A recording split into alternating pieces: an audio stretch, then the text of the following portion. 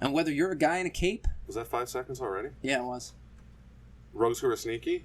Join Chris and Roger as we entertain the geeky. Guys, what's going on? You know, my energy is a little bit down now. Yeah. A little down. After some technical difficulties, we reset, though, and everything's looking great now.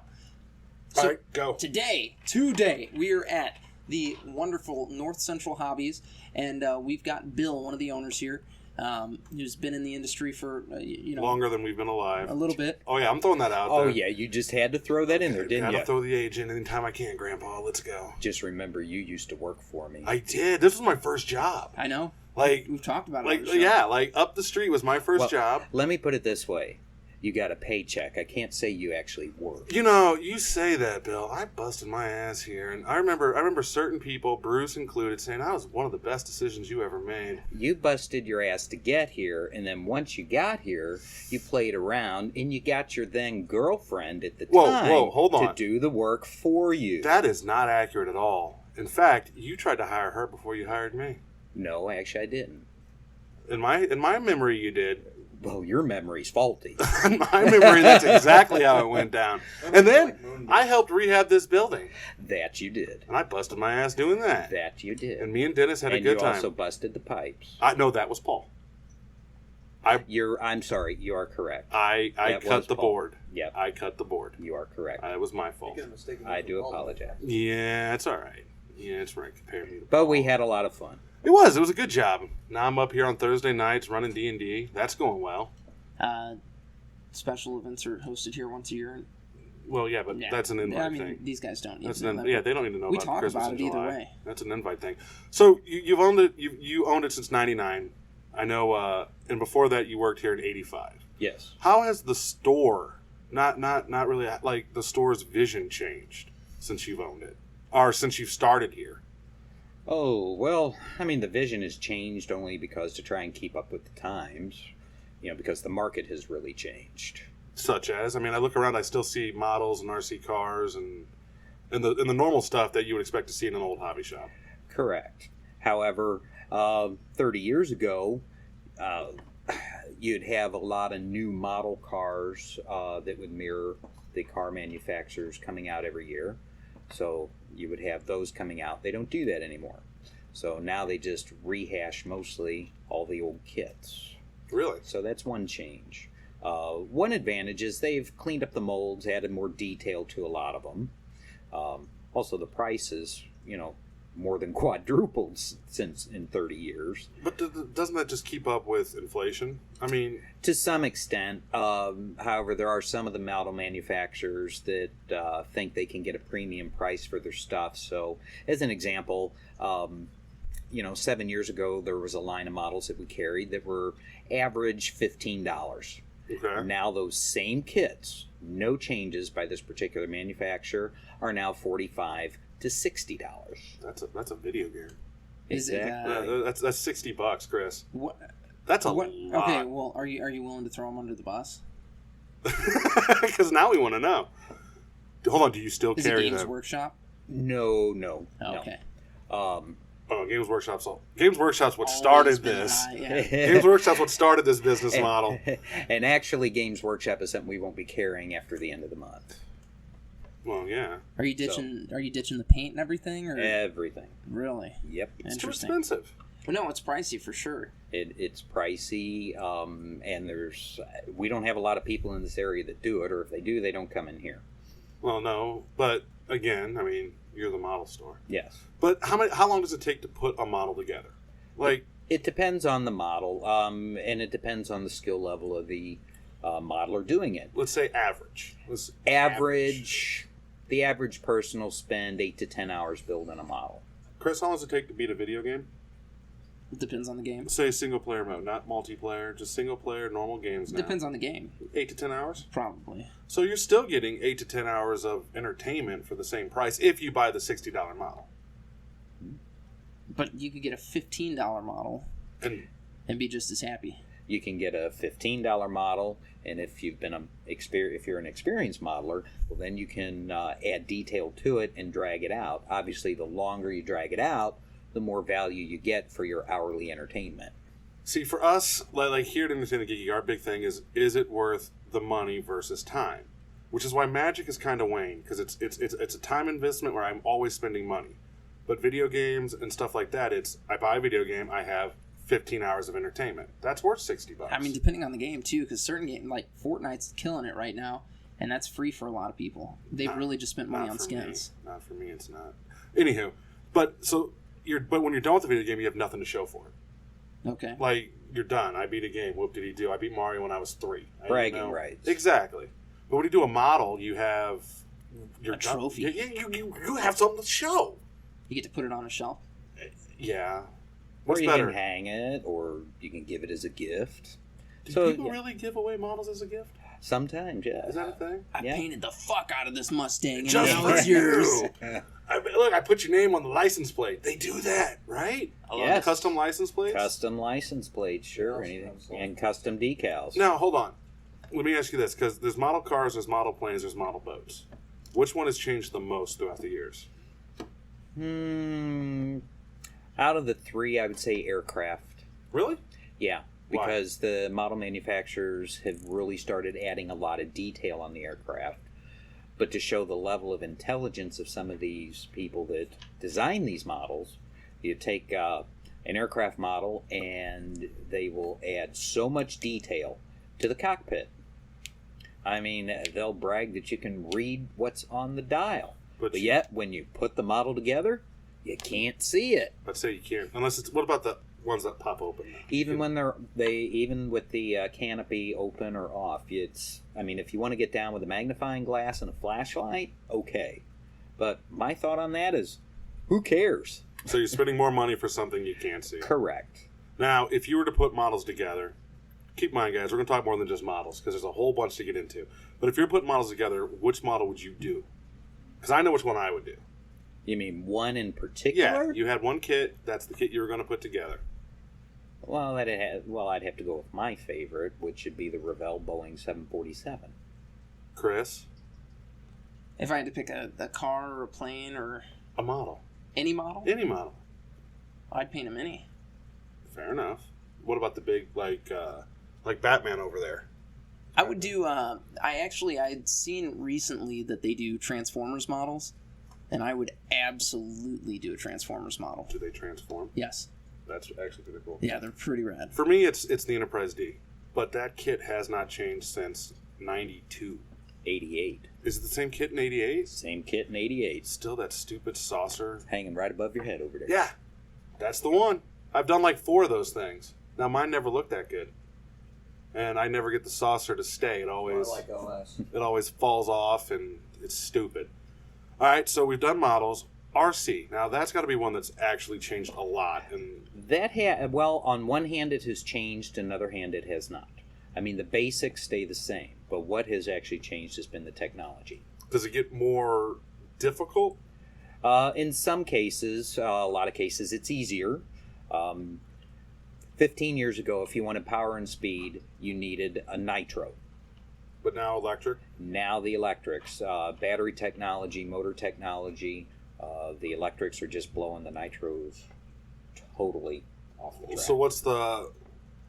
I don't want to say top speed because of modification, but average, like if you wanted to go speed, what would you expect to get out of an electric versus a nitro now? If you use a lithium polymer battery and a brushless system, which you can buy the vehicles with a brushless system in them, throw in a lipo battery, you can expect to do over 70 miles an hour. Good God! And what's that scale? 1/10. That's shit. That's fast. That's fucking fast. Like 70 miles an hour? My Kia doesn't go 70 miles an hour. Okay. What about nitro? Because when I was working here, nitro was 35, 40, and then the Fortec was maybe 60 if you were flat surfaced. And that's pretty much staying about the same. So why do nitro anymore? Some people, they like to tinker. They like to work on them because with nitros, you work on them as much, if not more, than you actually run them. That's true. Where the electrics are just, you can't say they're maintenance free, but they don't take nearly the effort. You charge up your batteries, put them in, and off you go. Nice. I had somebody ask where to buy RC cars around here recently, and I was like, oh, you should go to North Central. They actually carry that there. Did he ask where it was? It was actually a her, believe it or not. I think she was looking for her kid. Because she called the miniature market asking for it. And I was like, you were a far cry from what you're looking for. Are you willing to go to Overland? Like that is odd. Okay, hold on. Now, fuck it, let's do it. The different customers that walk into a hobby shop versus game store. What do you get? What do you get as far as like a hobby enthusiast? Because we'll talk all day about the annoying game customers we get. Keep in mind, no one comes into the store is going to listen to this show, so you're good. Even if they do, that's okay. Most of our customers come in; they have a specific thing in mind, so we're a destination store. Typically, browsers do not buy anything. If they do buy something, it'll be, you carry paints. I'll buy a jar of paint to touch up my picture frame. It's the pity buy. Yes. That pity, basically. Look at the cute little store, and I got to give you $3 because I soaked up your air. So everybody else typically comes for a specific reason. Most of our customer base are really good people. They're understanding that we are a smaller shop than any of the other hobby shops in the St. Louis area. Well, how many, because I know two off the top of my head, but really number-wise, how many other stores like this? All around general hobby shops, there's only 4 of us to my knowledge in the St. Louis area. Schaefer's, Mark Twain, North Central. Checkered Flag. Where's Checkered Flag at? They're down south. I couldn't tell you. They've moved like 10 times in the past 8 years. So okay. I'm exaggerating a bit, but I still don't. And the small, like the traditional hobby shop, and I keep using that word traditional because this, when you were a kid growing up, you thought of hobby shops, and it was the models, the RCs, the trains, the slot cars, all of that stuff. You have more competition than the comic shops do. When you stop and like comic/games. Sure, Walmart carries Magic now, but there's not a Hobby Lobby or a Michaels or even Walmart that is competing with the smaller comic/game stores. Right. So how did that impact the industry, as a whole? It did for a number of years. But unfortunately, Walmart almost ran some of the manufacturers that we carry out of business. Such as? Estes Rockets is one of them. Really? Walmart started carrying Estes Rockets. Of course, when the first year they carried them, they were, within 25, 50 cents of what all the hobby shops carried. Then the next year they were lower. Then the year after that, Walmart wanted them all in nice, fancy, pretty boxes instead of the bags. Which cost more, but they wanted to pay less. And so after a number of years, Estes had to make a decision. Did they want to continue selling to Walmart, or did they want to cut back selling to Walmart and focus more on the hobby shops? Could you imagine being in that shoes, Chris? Well, like Walmart is Walmart. I can imagine having Walmart say, hey, we're going to buy 15 million units from you. And that oh shit moment where you're like, fuck, I'm about to sell 15 million units. And then you have that other thing that hits you, well, okay, now my cost per unit goes up an extra $3 because I have to put it in this fancy box now that I was not using before. But I'm still selling 15 million units. Yeah, but you might not have the profit there at this point. Yeah, no. So these don't cost dick to make, dude. It's a cardboard tube and a hollow plastic top. That goes up really high. There's not shit there. So their cost to make that particular item that they're charging $15-$20 for, is that okay? Yeah, it's average. About $5. Probably not even. I would say about $5. I would be willing to bet if they outsource that, which I know they do, it probably costs them $1 or less per unit. $5. No, not that much. It's $1 or less, dude. But there is a backstory that people don't know as to why the rockets are so expensive and why some of the other items are more expensive. Well, now we got to know. Okay. And that has to come down to they have to comply with government standards. Hold on. Government standards with rockets? Model rockets? Because it's classified as a toy. Right. The plastics that are used, any paints that are used, everything has to conform to where if the kid gets hold of it and puts it in their mouth, it's safe. It's still gunpowder. I want to point that out. These engines are gunpowder. Yeah. That doesn't make sense to me. But you fire it with a AA battery, so it's safe. Actually, the one thing that got Estes the most that costs them the most money is on their launch controllers. They have a light on there for arming, so you press and hold the arm button, the light comes on, you know you're ready to launch. The light bulb, the filament in the light bulb did not comply. Estes had to yank out every light bulb out of every controller and replace it with a compliant bulb. Okay. And I helped do it. First off, my question is this. How old before you stopped putting things in your mouth? Chris, when did you stop putting things in your mouth? Last week? I didn't. Okay. Things are delicious. So, but at what age do you go, okay, I'm not going to put this thing that's not supposed to go in my mouth? Well, 4 or 5?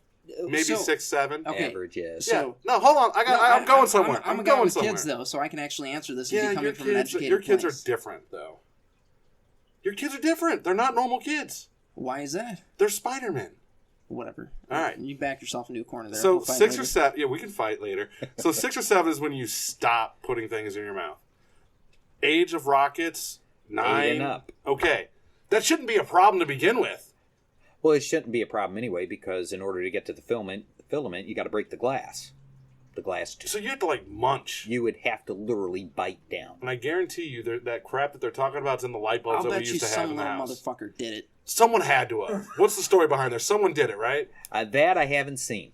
All right. So, but I'm not saying they didn't. That's how they knew. They were like, this filament's not safe. We ate one yesterday. We fucking know. Because you know the guys that work for the government are sitting there chewing on light bulbs, and they're like, is this one good? No, It's the only thing that makes sense now. not good. And then when they start spazzing out, they just call their attorney. So what has changed as far as trends go? Because in my mind, for a while it was RC, or models, or rockets, or like what's the trend now for the hobby stores? Well, it's tastes change. So I mean, you have your different times where models will be more popular in radio control and rockets. I mean, they all come and go. Ebbs and flows. Yes, you got it. But the actual trend is, instead of building it yourself, more and more things are getting where you pull it out of the package and you do it. What do you mean? Ready to fly, ready to run. So no break-in period, no. No actually building. Really? Mm-hmm. To me, that's like the whole point of is working. That's the point of a hobby. Right. Yes. Like even I did this myself. Yeah, even like our normal hobbies, building decks, making characters, doing those things. We're getting hands on there, and the idea of that would be like playing D&D with nothing but pre-gen characters. That suck. Mm-hmm.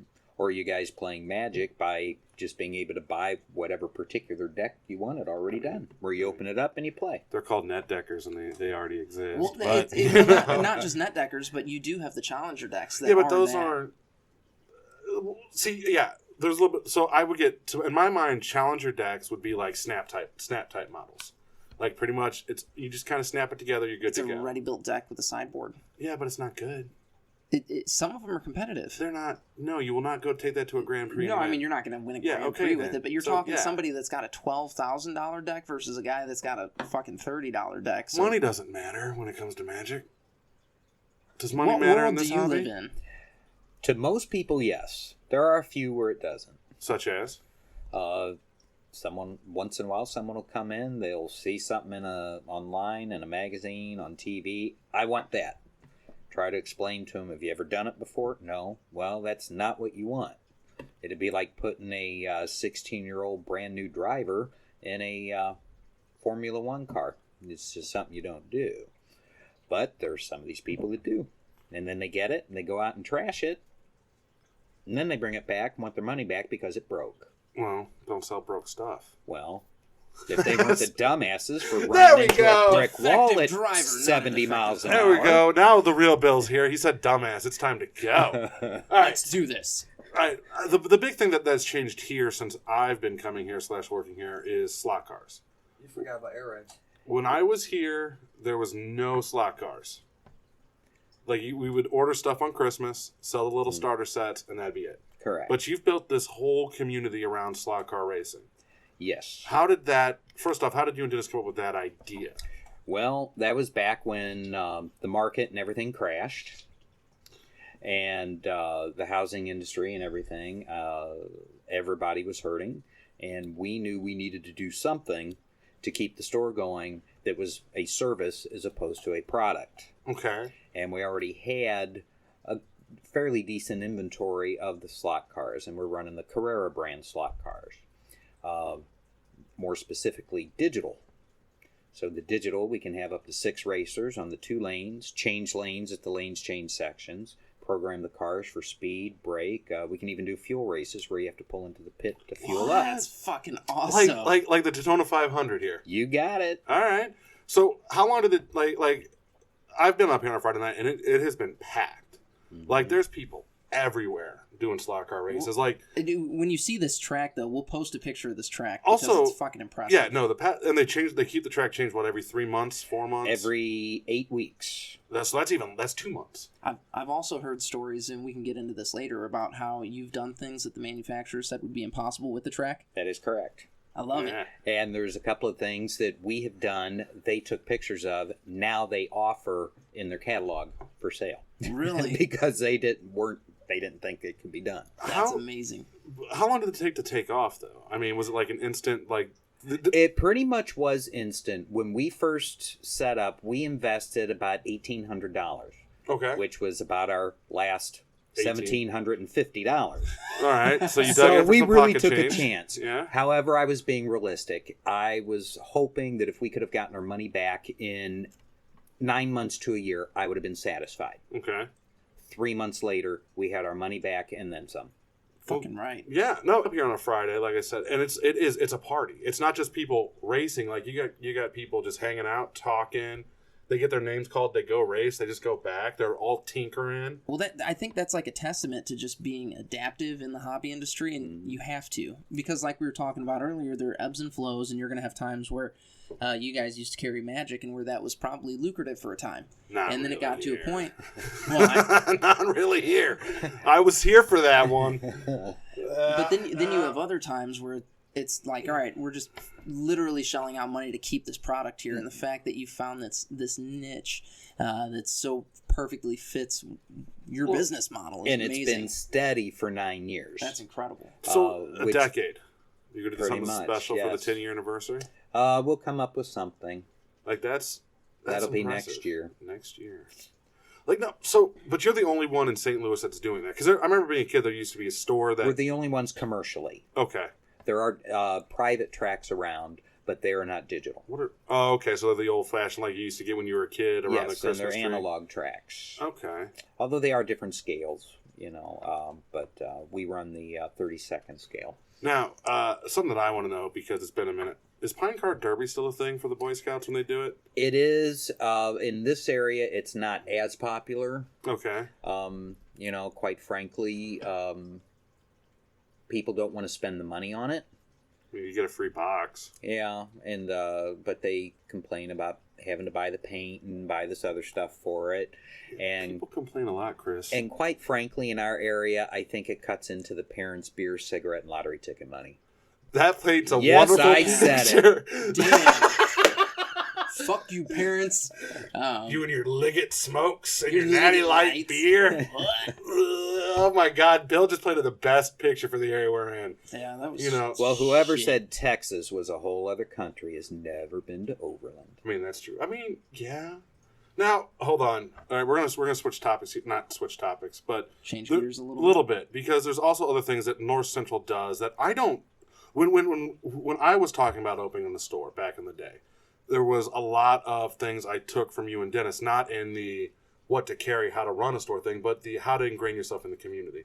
There's a lot of things you guys do as store owners for Overland, the city that you operate in and live in, that goes well beyond what a normal shop would do. Yes. Like, you just put together this whole fishing derby. Yes. For Overland. You do the hayride. When they have the Lions Fair, you guys are down there. Like, you closed the store down. Yes. Which in effect means you're not making money that day to contribute to the community. That's correct. Why? Why not? You're closed on a Saturday. I mean, that's business sense. Tax break? Like, yeah. No tax break there either. Oh, shit. Well, because, yes, we're in business to make money, which we really don't. But you know what? Sometimes you got to step back, look past the dollar right in front of you, and do what you can to help out the community. And if you can come up with something like, we started the fishing derby with one of the guys from the city of Overland. Name is Chuck Boone. He had always wanted to do a kids fishing derby and never could get it to go anywhere. Well, then enter Dennis and I, two loudmouths. We open up our mouths and push, and next thing you know, we have a fishing derby, and we just had our 13th one yesterday. So it's 13 years of the store being closed. How's the turnout, too? We average between 100 to 130 kids every year. Holy shit. And, like, this is the lake where I got married, Chris. Yeah. So it's that small little lake. It's not like this is a lake that... So people are basically shoulder to shoulder around this tiny pond. Mm-hmm. Yeah. That's awesome. And we get a lot of support from the community. We solicit donations from other business owners. They ask, what levels do you do? I can't afford a $500 level. Yeah, neither can we. Whatever you want to donate. If you want to donate $5, $10, $20, I don't care. And then we have T-shirts made. Their name goes on the back of the shirts. And then we also have a sign made that's posted the day of the Derby. That's awesome. So... Yeah. That was one of the things I took out. Was if I was to ever open a store, was ingrain yourself in the community because the community will back you. And that's one thing you guys actually do really well. And I don't know if you get a thank you from Overland, but I saw the pictures yesterday on Facebook. I know the hayride. I know all the hard work you guys do that's outside of this. And it's not like you're out there saying, come shop at North Central. Here, look at what we do. Look at all these models and RC cars and all that good shit that we have. It's, hey, we're part of the community. We've been in the community for 30 plus years. We're giving something back. We want to keep the tradition of like the hometown, hometown. I guess that's the best way to put it. Even though your parents spend all your money on cigarettes, beer, and lottery tickets. And you said you hope that Dennis and I get a thanks. Well, 2 years ago, about 4 years ago, the city of Overland started Citizens of the Year. Okay. And they wanted Dennis and I to be Citizens of the Year, but they didn't know which one of us to pick.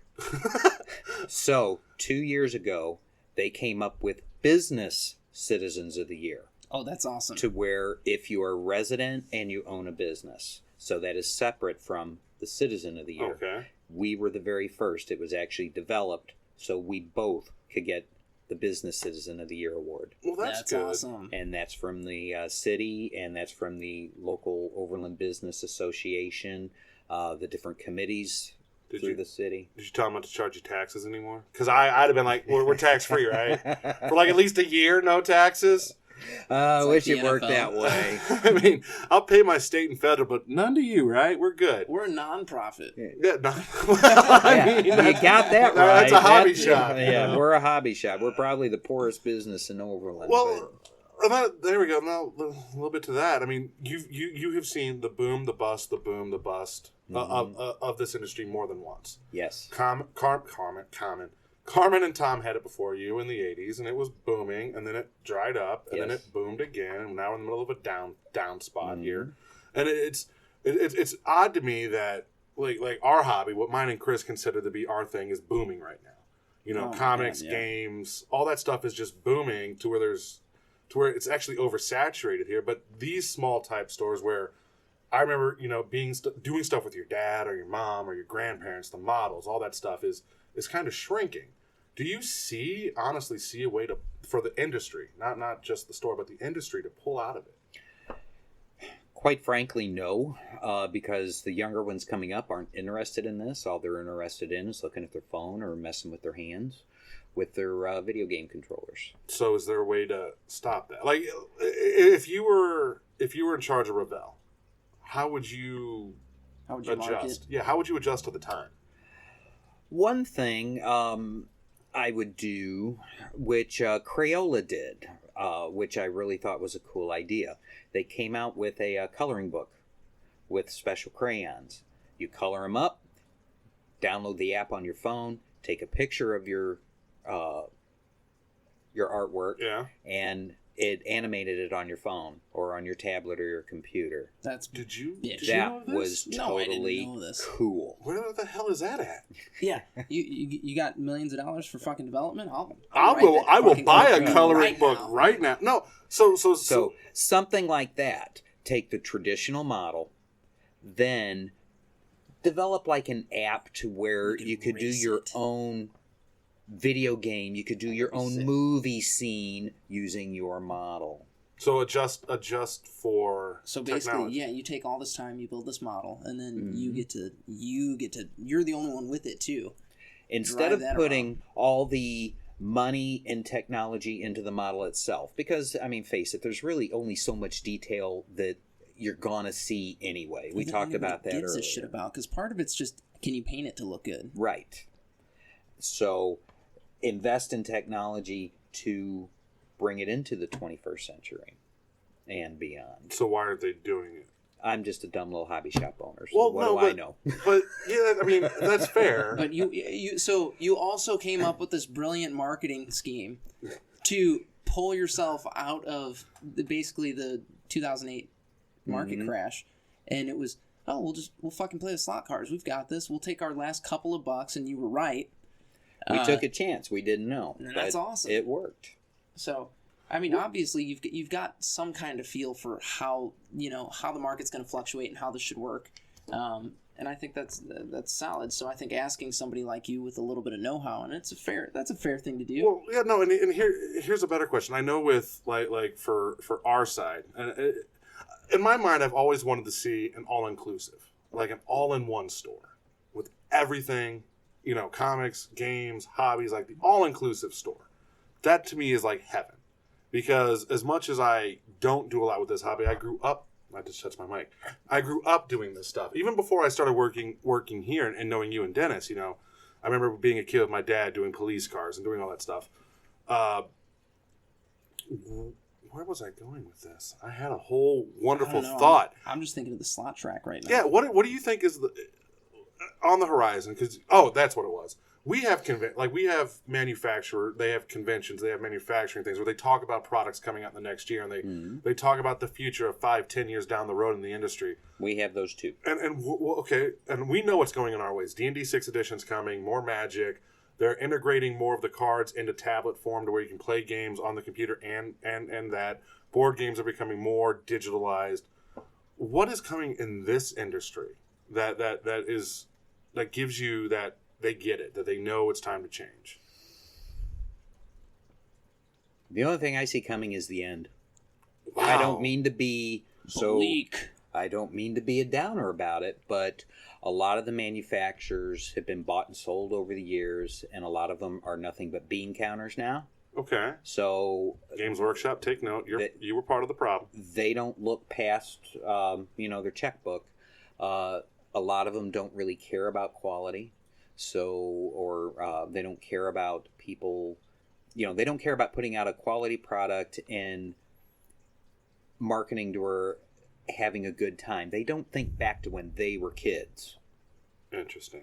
If they would think back to when they were kids, when they would go into the train store with dad or with grandpa and, the excitement of getting that one train car that you wanted, or that one slot car that you wanted, or that one model that you really wanted. Kids don't do that today. I really don't. Chris, you're going to take over. That one hit me deep. No, that's fair. So it's funny because I actually watched a documentary on Netflix called The Art of Fun, and it was the rise of Funko.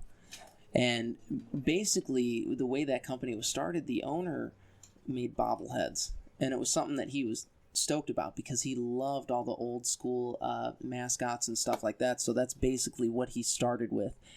And when you say they don't give a shit about it, like, that does matter, because the Funko guy showed it. Who the fuck cared about bobbleheads? And then, I care about bobbleheads. I'm a collector, blah, blah, blah. So you start building this cult following almost, and if these guys gave a shit about what they were doing and less about that bottom dollar... hold on. I'm totally cutting you off, and I don't care. What? Deal with it. Because what has caused the board game resurgence in our industry, in our hobby, our side of the things, is not manufacturers. It's not because Fantasy Flight puts out good games. It's not because Descent. It's not because Settlers just took off. Settlers has always been good. You have those independent companies doing the crowdsource, the funding. Like, that's honestly what has saved the board game industry. It's helped, but it's a little more than that because people crave social interaction now. Do you think that that's something that you know, RCs, or slot cars, or model rockets, or the traditional hobbies can embrace? That crowdfunding? To some extent. The RC industry will be fine. It comes and goes where it's for the masses or that select few, but it will always be around. I mean, okay. So the RC industry, I see, is pretty much okay all on its own for right now. It's the plastic models. I know trains are pretty much... They're dying out because the manufacturers are just charging way too much money. Okay, and what about other... What it's going to take for something like that is it might take that industry basically dying off, and it's going to take some guy in his basement that's like, oh, I've got this little electric motor and this train model. I'll make this, and then he'll start mass producing that shit, and then it'll get a following again because he cares. Mm-hmm. And I think that's back to what he had said. Nobody gives a shit, and if you give a shit, you're going to turn out things that show that you give a shit. All it takes is to care, you know. It's not rocket science. Well, no, that's hanging up on the wall. That's rocket science. Yeah, we made the same joke right there. So, guys, if you're in Overland or you're in the St. Louis area, coming from Florida, California, you see we got new listeners in New Mexico? I wasn't even paying attention. Yeah, we got... Hey, New Mexico! Oh, I love New Mexico. Good friend of mine, Gail, out in Taos. That's probably who listens. We're gonna say, because there's only like 4 of them. But we'll say it's Gail. Love New Mexico. Well, New Mexico it was like the last state that we had to pick up. Yeah. We actually officially have listeners in all 50 states now. Even Alaska, which barely counts. You know what's funny, though, is we've had a global audience since we started, which is bizarre. Well, a lot of it was Russian hackers and that Egyptian prince sending us money. We've also had, Japan, all England, France. If you guys across this wonderful nation / world find yourself in 15 minutes from the airport, because that's where it's located. We're 15 minutes from Lambert Airport. Actually, it's not even 15 minutes. You got to account for road work and traffic. Even at that, it's not 15 minutes. It's fucking close, people. Okay, it's close. We're 2.5 miles. Yeah, come by, say hi. Bill and Dennis, they got their dogs here normally. This is one of the last stands for the old-fashioned hobby. Well, I mean, this slot track would blow your fucking mind. Would you? So if somebody came in here just off the street and was like, "Could you show me this?" Oh, we do it all the time. So you'll demo that. We demo the track, let them run on it, let them play with it. God. Yeah, they have one of my slot cars is here. That's amazing. And if anybody is interested, I'm gonna plug the store for right now. Do it. If you like North Central Hobbies on Facebook, we broadcast the racing live on Friday nights. That's amazing. They do. Also on Wednesdays, we broadcast the league. I actually league for adults. Watch Friday nights for about like 5 minutes. Yeah. And then I'm like, I gotta go back to work. That's awesome. But if you really don't know somebody, you're not going to watch more than a couple minutes. But it's fun to see. Like, it gives you that view. Like, and what's the address? 9630 Lackland Road, Overland, Missouri. Is there a website that they can go to? www.nchobby.net. See, I'm better promoting this place than I am my own fucking show. Yes, you are. Yeah. Don't worry, I'll promote our show, though. Hold on. When's Free RPG Day? Free RPG Day is, I don't know. Guys. Come on, man. Isn't it next Saturday? You work at the store. Shut up. Yeah, Free RPG Day is bigger than that store. Google that shit. You talk while I Google. So, wrap this up. Basically, we are giving away a bunch of copies of Merle's Truck Stop in Maine at Free RPG Day. I have already sent them over to the folks at Miniature Market, so they are going to be pushing that very, very, very hard for you guys. So go there, get your free copy of Merle's Truck Stop. You'll be pretty stoked. Also, while we wait for Roger to pull this up. Go. Good? Okay. Keep going. Go to entertainthegeeky.com. It's there that you can find all of our social media, and you can read a couple of fun articles about different things in the hobby and in just our industry and what we do, what we care about. Also, check out our sponsor at HeroicGearStore.com. They've got goods for geeks on the go. What's up? What you got? June 16th. June 16th. That's like in 2 weeks, dude. It's close. In 2 weeks, I'll be running the game for Free RPG Day. There you go. We'll talk about that later, though. Actually, that's next next Saturday. Next Saturday. You were always never good at math. Hold on, but look, it's right there. I have it in my phone. All right, so next Saturday, you guys can go to the Miniature Market Superstore and have Roger from Entertain the Geeky run an RPG for you. D&D 5th edition, because it's easy. D&D 5e, or you could run Royal Truck Stop if you really wanted to. I've already committed to 5e. Oh, you already got it. Okay. Yeah. But you can hand people copies of Royal Of course I will. And I'll be there just hanging out. Big shout out. Thank you, Bill, for coming on. Yeah. Thanks for having me. It was an awesome show. Chris, did you learn anything? Yeah. Yeah? Models are dead. Yeah, he learned not to open a hobby shop. Yeah. Guys, that's your line, not my line. Yeah. Do you have any words of wisdom that you'd like to part us with? Don't invest in a hobby shop. Support your local hobby shop. Pull your head out of your ass and have fun. And as always, stay geeky. Man, that was a downer.